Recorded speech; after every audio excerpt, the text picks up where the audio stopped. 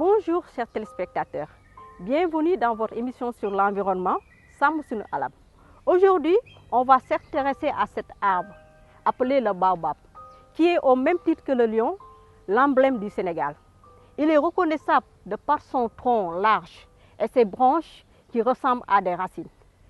On va s'intéresser davantage à cet arbre qui est plus ou moins mystique, mais qui a le don de servir. Parce que tout de cet arbre, que ce soit le tronc, les racines, les feuilles et les fruits, peuvent être utilisés sur le plan thérapeutique, médical et aussi cosmétique, comme nous l'explique le docteur Éric Bodosso. Cette plante, on peut l'appeler l'arbre à pharmacie.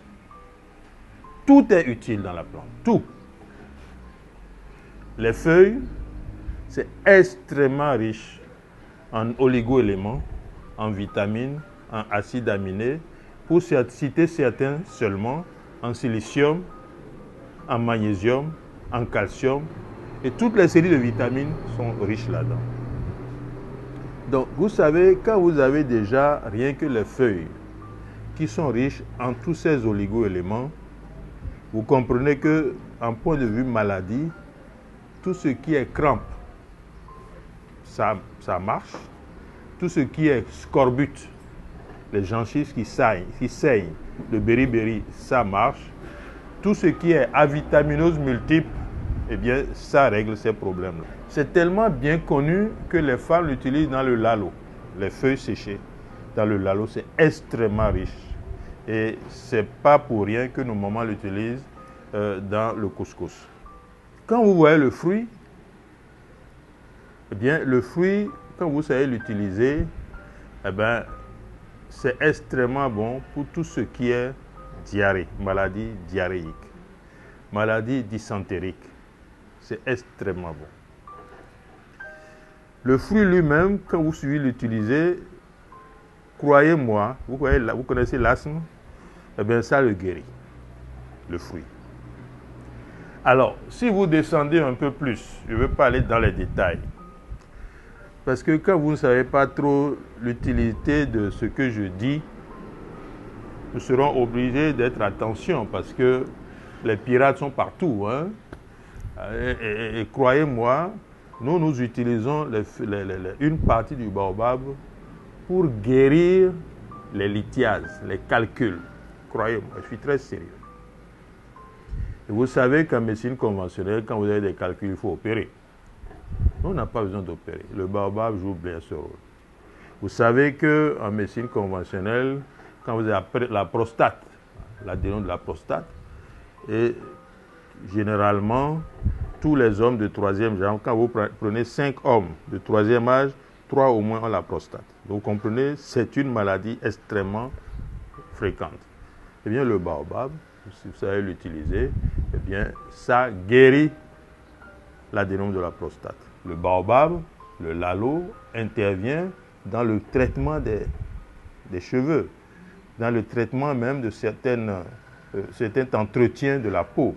Donc, il y a énormément de vertus que cet arbre peut donner. En tout cas, tout est utile. Cet arbre a également un côté mystique.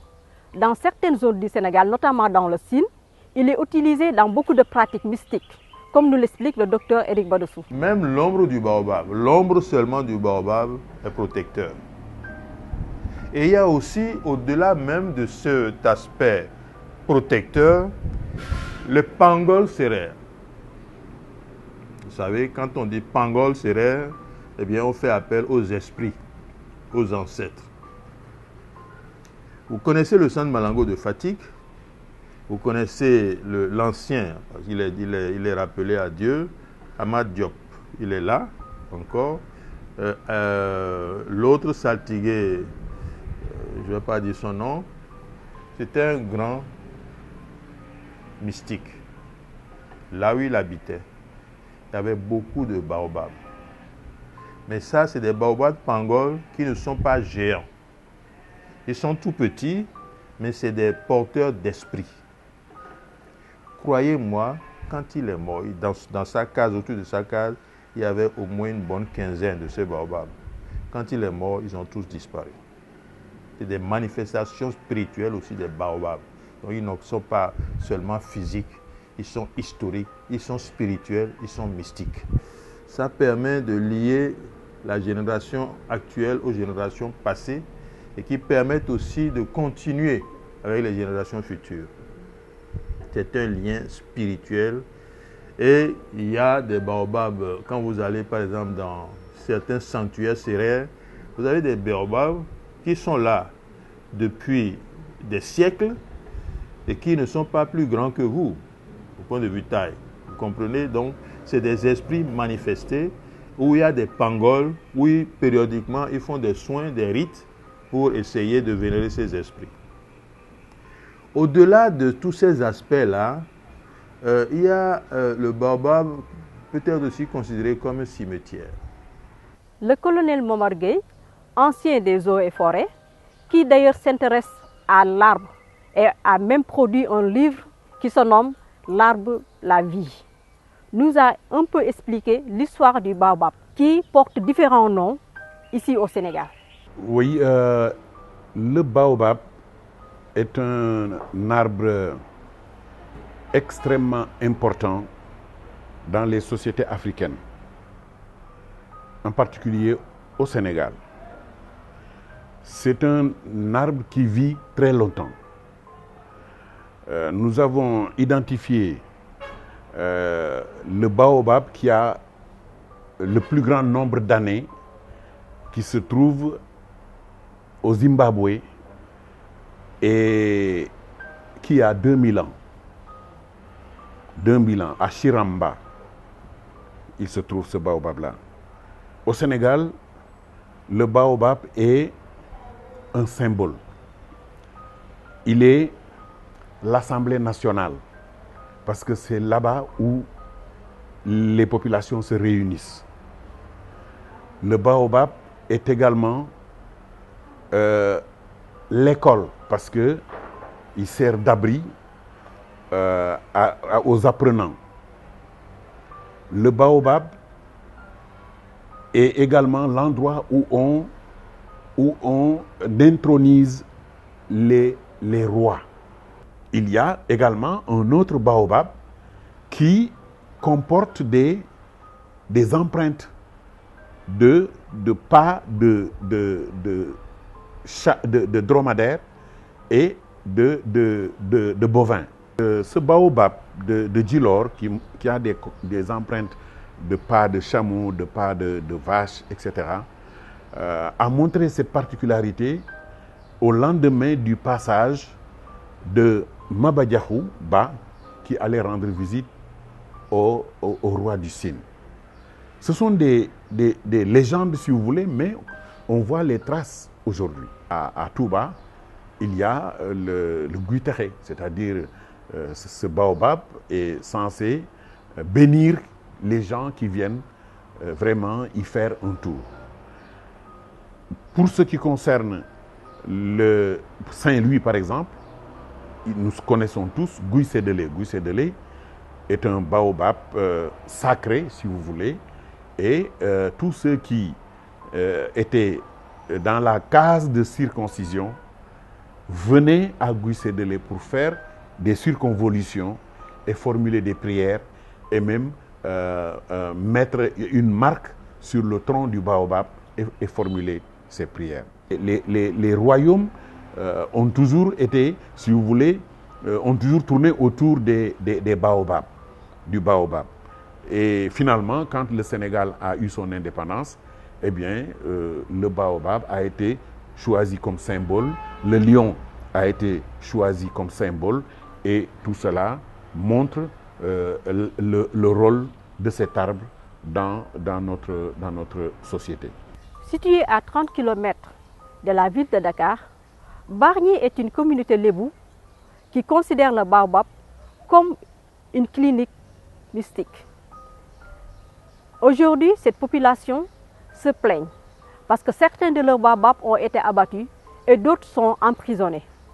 Celle que vous voyez, voilà, parce que celle que vous voyez là-bas, c'était une clinique, parce que quand on parle de clinique, il y a des cliniques familiales, mais aussi il y a des cliniques communautaires. Parce que celles qui sont dans les maisons, quand tu vas à Nguyen, à Ndiayen ou à Samben, ces cliniques, c'est des cliniques familiales. Mais par exemple, comme celle là-bas, c'est communautaire.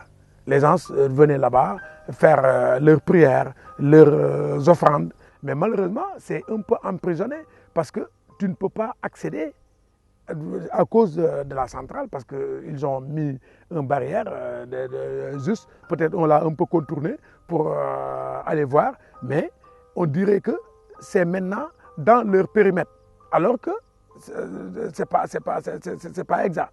C'est pas dans leur périmètre, mais malheureusement, ils ont commencé à emprisonner toutes ces baobabs. Et le problème que ça pose, il y en a qui devaient venir là-bas pour faire leurs soins, pour faire leurs bains, pour faire leurs offrandes, mais malheureusement, ce n'est plus possible. Un peu partout à Bargny, même il y a des quartiers qui portent des noms de baobab. Par exemple, quand tu vas à Guy-Jolankar, on l'appelle Guigui. Il y a Yalous, qui est aussi une baobab. Il y a aussi Guy-Mek, Guy-Ndjanja. Donc même les quartiers de Bargny portaient le nom des baobabs. Parce que comme j'ai dit, ces baobabs ont vécu avec nos ancêtres.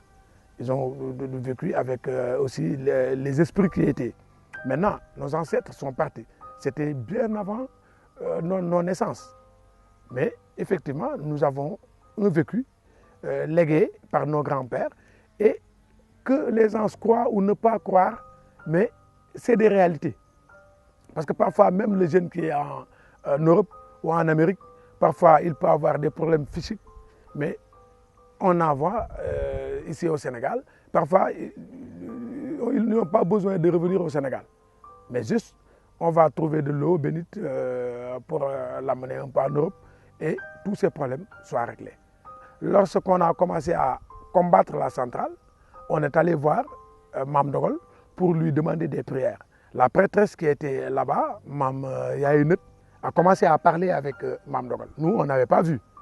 Mais on a entendu la vieille parler. Nous ne savons même pas quelle langue elle parlait. Mais on a entendu. À un moment donné, il nous a dit remerciez Dieu. Dites Alhamdulillah. On l'a dit pendant 3 fois. Elle a dit que votre grand-mère a dit qu'elle ne va pas cohabiter avec la centrale à charbon.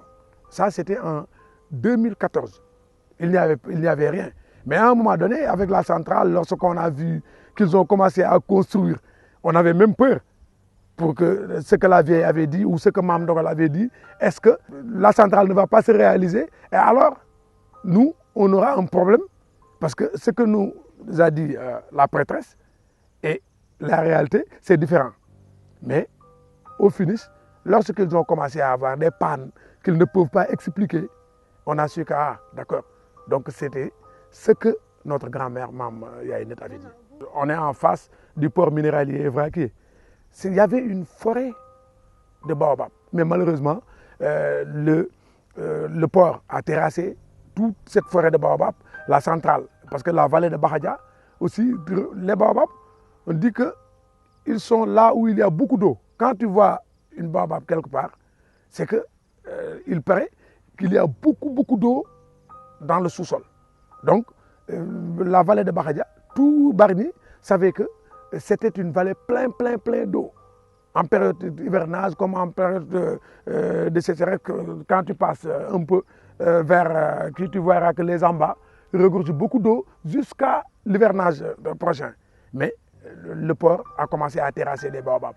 Aller au train express régional, il a terrassé aussi toutes les baobabs qui étaient dans son chemin, sans parler de la Sococim. Donc effectivement, l'industrialisation de la zone, malheureusement, a fait que toutes ces industries ont terrassé toutes ces baobabs.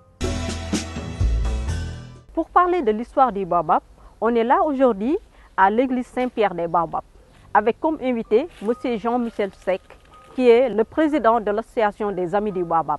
M. Seck, bonjour. Bonjour Paul, je confirme que j'ai été porté à la tête de l'association des Amis du Baobab le 22 mars 2013 à l'université Cheikh Anta Diop.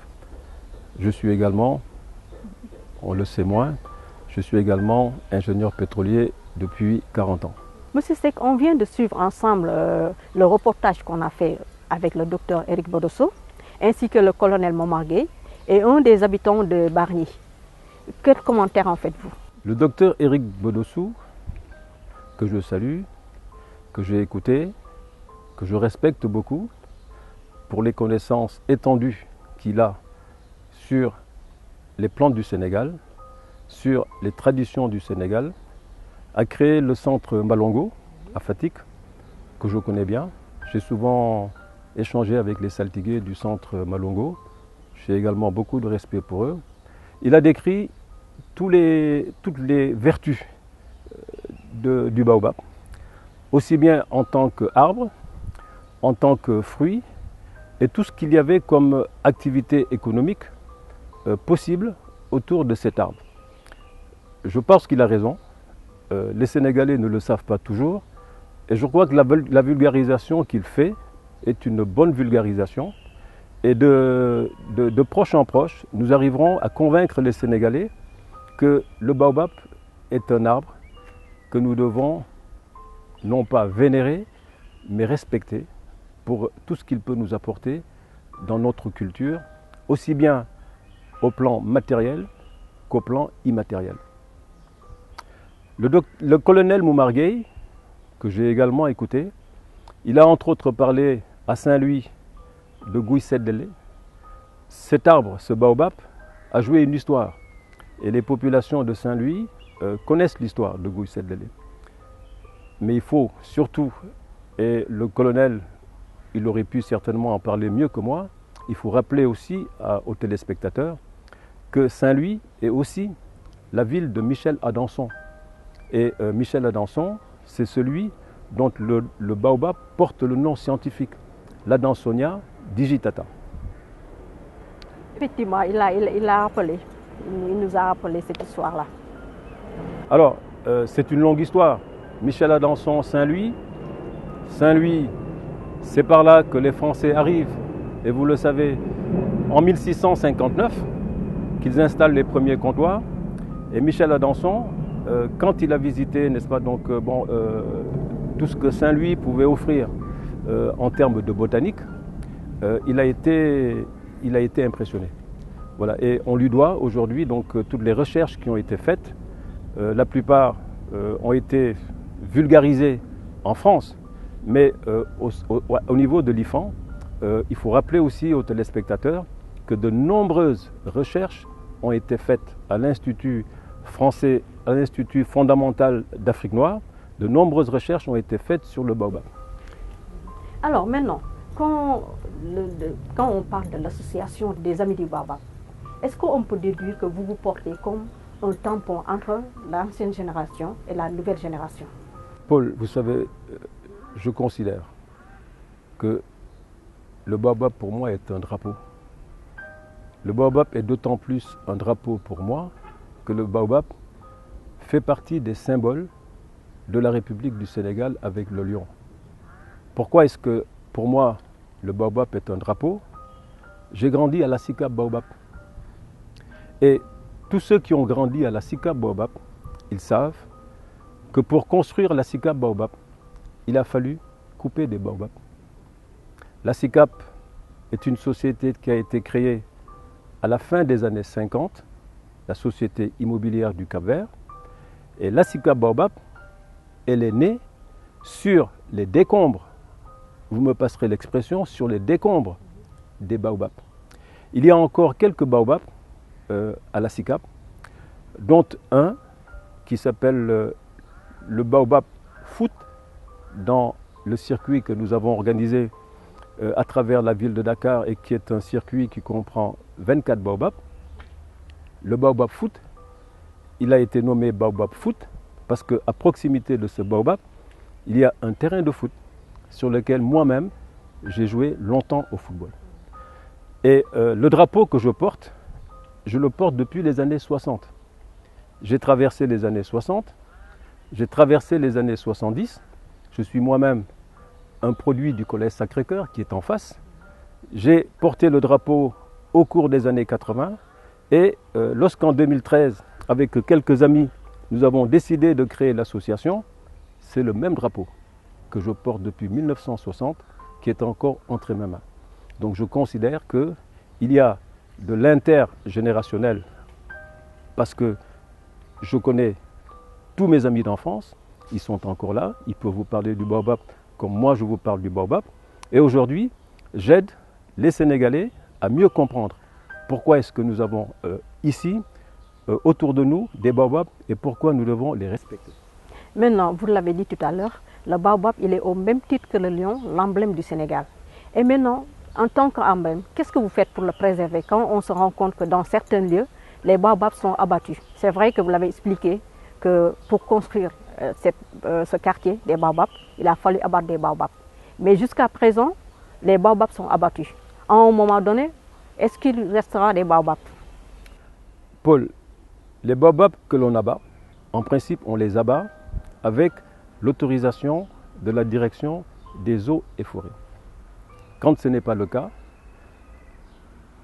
nous sommes placés ipso facto, je dis bien ipso facto, dans l'illégalité. Si l'autorisation est accordée de les abattre, nous ne pouvons rien dire. Parce que l'autorité elle-même, elle prend ses décisions après avoir analysé toutes les conséquences. Par contre, lorsqu'on abat de manière sauvage un baobab, là, nous devons nous dresser contre l'abattage sauvage. Pour mille et une raisons. Le baobab fait partie de notre histoire, il fait partie des symboles. Le baobab, c'est un peu notre avenir, quoi qu'il soit en voie de disparition. Et c'est pour cela que nous avons décidé, nous, après avoir pris conscience de toutes ses vertus, après avoir pris conscience de sa richesse au plan immatériel, en termes de rites, en termes de mythes, c'est la raison pour laquelle nous avons pris conscience de tous ces aspects et que nous avons créé l'association des Amis du Baobab. Mais cette association, elle existe aujourd'hui précisément pour permettre aux uns et aux autres d'avoir un cadre qui, demain, attirera l'attention des autorités par rapport aux décisions d'abattage des baobabs. Aujourd'hui, il y a une structure légalement constituée qui connaît le baobab, qui connaît son histoire, qui connaît ses origines, et ce n'est pas pour rien que cette année, au Sénégal, l'arbre parrain choisi par les autorités est le baobab. Nous avons, nous, fait en sorte que cette prise de conscience, elle remonte à plus loin, elle remonte à 2013. Le baobab est devenu le parrain cette année, n'est-ce pas, donc de la journée de l'arbre, mais le baobab devient le parrain 7 ans après la création des Amis du Baobab. Cela veut dire que nous avions anticipé toutes les actions que vous voyez aujourd'hui se dérouler sur le territoire. Maintenant, avant de terminer, ce que je voulais comprendre, c'est l'association des Amis du Baobab, c'est un groupe de copains qui sont ensemble ou bien c'est des gens qui veulent vraiment intégrer la nouvelle génération à comprendre l'utilité du baobab? Alors, Paul, cette question elle est pertinente et je vous remercie de me l'avoir posée. Au sein de l'association, il y a des pharmaciens, il y a des artistes plasticiens, il y a des littéraires, des professeurs d'université, il y a des docteurs en géologie, il y a des formateurs, il y a des traducteurs, il y a bien sûr de simples étudiants qui demain deviendront médecins, deviendront pharmaciens, deviendront, pourquoi pas, président de la République, et qui se souviendront qu'ils ont adhéré en 2013 à une association. Ce sont des drapeaux et des porte-voix que nous avons au sein de cette association.